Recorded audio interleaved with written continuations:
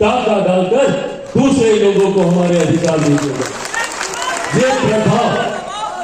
ये प्रथा आज भी कायम है। ऐसे में अब ये जिम्मेदारी हम लोगों की पीढ़ी पर कि कम से कम अपने आने वाले भविष्य को, हमारी अगली पीढ़ी को इस तरीके के संघर्ष, भेदभाव, अत्याचार से ना गुजरना पड़े। उसके लिए आज हम लोगों को कड़े कदम उठाने की जरूरत है, कड़े फैसले लेने की जरूरत है और सबसे ज्यादा जरूरत है तो सामाजिक एकता की।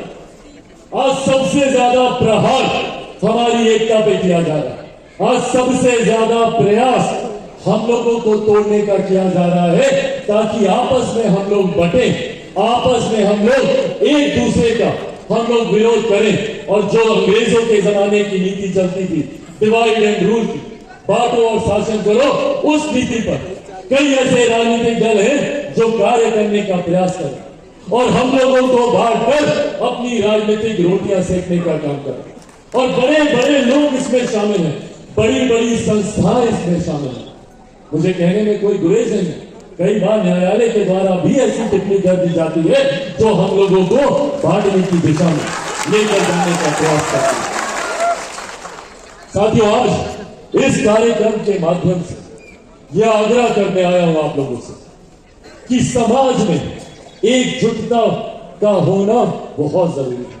हम लोगों को जाति से उठकर जमात की बात करने की जरूरत है और जब तक हम लोग पूरी जमात की बात नहीं करेंगे, लोग षड्यंत्र रचकर हम लोगों को एक दूसरे से बांटते रहेंगे। और जब हम ही लोगों में एकता नहीं रहेगी तो फिर काहे के हमारे हक, काहे का हमारा अधिकार, उसको चुटकी बजाते ये लोग छीनने का काम करें। मेरे नेता, मेरे पिता आदरणीय रामविलास पासवान जी जब तक जीवित थे, अपनी अंतिम सांस तक उन्होंने समाज की लड़ाई लड़ने का काम किया। उन्होंने किसी जाति की लड़ाई लड़ने का काम नहीं किया, पूरी जमात को उन्होंने एक साथ लेकर आगे बढ़ने का उन्होंने काम किया। आज कई ऐसे राजनीतिक दल हैं जो बड़े बड़े हमारे आदर्श, हमारे नेताओं के ठेकेदार बनने का प्रयास कर रहे हैं। डॉक्टर बाबा साहेब भीमराव अम्बेडकर जी, जिनको कई राजनीतिक दलों ने जो दशकों तक आजादी के बाद सत्ता में रहने का काम किया, उन्होंने कभी बाबा साहेब को पूछना तक जरूरी नहीं समझा। आज अपने राजनीतिक लाभ की दृष्टि से, अपने राजनीतिक लालच की सोच से आज बाबा साहेब का नाम लेते ये लोग नहीं थके। मैं पूछना चाहता हूं कांग्रेस जैसी पार्टियों से जो आज डॉक्टर बाबा साहेब भीमराव अम्बेडकर, अनुसूचित जाति, दलितों की बात करते ये लोग नहीं थक रहे, तो भैया क्यों डॉक्टर बाबा साहेब भीमराव अम्बेडकर जी की एक तस्वीर तक इन्होंने भारत की संसद में लगाना जरूरी नहीं समझा?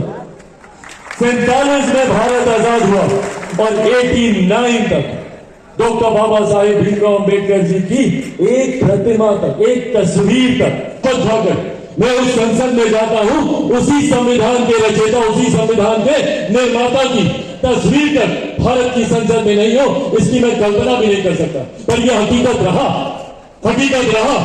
एक परिवार के 3-3 सदस्यों की, 3-3 पीढ़ी की, कांग्रेस पार्टी से आने वाले उनके नेताओं के 3-3 पीढ़ियों की तस्वीर, पार्लियामेंट के संवैधानिक अधिकार दिलाने का काम किया, उनकी तस्वीर भी नहीं। और ये लोग बात करेंगे, ये लोग बात करेंगे दलितों को, ये लोग बात करेंगे अनुसूचित जाति की, ये लोग बात करेंगे हम लोग के हक, अधिकार, सम्मान दिलाने की। जिन लोगों ने हमारे नेता बाबा साहेब तक को सम्मान देने का काम नहीं किया, उनको चुनाव हरवाने का काम किया।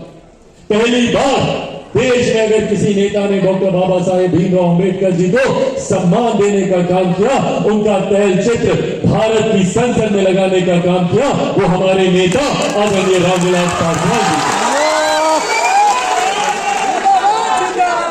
वीपी सिंह जी की वो सरकार 89 में, वीपी सिंह जी की वो सरकार जिसमें पहली बार मेरे पिता आदरणीय रामविलास पासवान जी केंद्र सरकार में मंत्री बने। श्रम एवं कल्याण विभाग की उनको जिम्मेदारी सौंपी गई और उस वक्त का ये विभाग बहुत बड़ा विभाग होता था। आज उस विभाग को 6-7 छोटे छोटे विभागों में बांट दिया गया। सोशल वेलफेयर मिनिस्ट्री को आज की तारीख में उसमें से बाल, महिला, ये सब अलग कर दिया गया। उस वक्त ये तमाम मंत्रालय, 6-7 मिनिस्ट्रियां मिलकर एक बड़ा मंत्रालय होता। उस वक्त पहली बार हमारे नेता आदरणीय रामविलास पासवान जी की ये देन है कि उन्होंने भारत के सेंट्रल हॉल में, और जब उन्होंने इस प्रस्ताव को सामने रखा तो इन्हीं लोगों ने, ये विपक्ष में जो लोग आज बैठे हैं, इन लोगों ने इस बात को कहा कि भैया यहाँ पे जगह नहीं है। उस वक्त हमारे नेता आदरणीय रामविलास पासवान जी ने कांग्रेस के नेताओं को मुंह तोड़ जवाब देते हुए कहा था कि जगह दिल में होनी चाहिए, अगर दिल में जगह है तो दीवार में अपने हाथ लगाइए।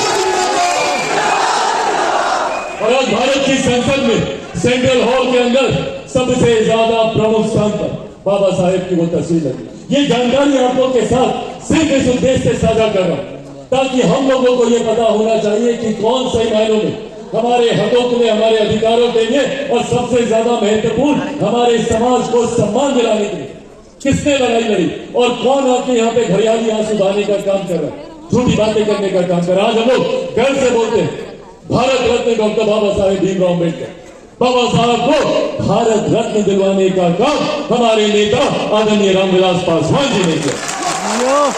14 अप्रैल को बाबा साहेब की हम लोग जयंती मनाने का काम करते हैं। उनके जयंती दिवस पर छुट्टी की घोषणा करवाने का काम हमारे नेता आदरणीय रामविलास पासवान जी ने किया। साथियों, आज बहुत आसान है कई ऐसे राजनीतिक दलों के बात बात पर आकर बाबा साहेब की जयंती मनाना, बाबा साहेब का नाम लेना, उनके नाम पर हम लोगों को अपने साथ जोड़ने का काम करना, जबकि हकीकत है कि एक लंबे समय तक बाबा साहेब को आजादी के बाद की सरकारों ने पूछना तक जरूरी नहीं समझा। आज हमारे नेता की वजह से न सिर्फ बाबा साहेब को सम्मान देने का काम किया, बल्कि उनके जितने तीर्थस्थल, ऐसी जगहें जहां पे बाबा साहब का जन्म हुआ हो, मऊ हो या लंदन तक, जहां पर जाकर उन्होंने तालीम शिक्षा हासिल करने का काम किया, इन तमाम स्थानों को चिन्हित कर उसको राष्ट्रीय स्मारक का दर्जा दिलवाकर उनको विकसित करवाने का काम हमारे नेता आदरणीय रामविलास पासवान जी ने किया।